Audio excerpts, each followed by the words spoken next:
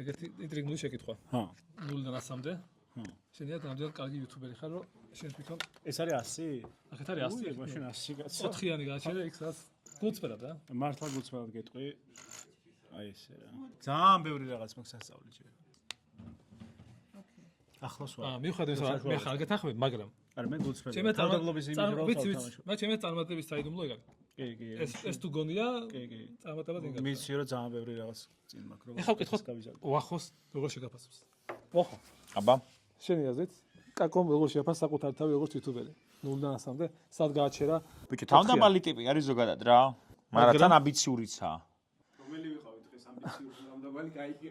ქართული YouTube-ის მაყურებელს უყვარს ამბიციური ხალხი და კაკომეს იცის. ამიტომ ჩემეთ შეაფასა როგორც 90. გააჩერა ეს სად გონია.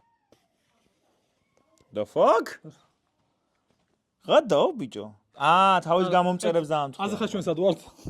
კაკოს აზრით. მე რომ მაგარი ვიყო. გამომწერებს დაამთხია. მილიონი გამოწერზე უნდა. არა, ყურე კაკო ამას ყურებს გლობალურად და მაგიტო რა.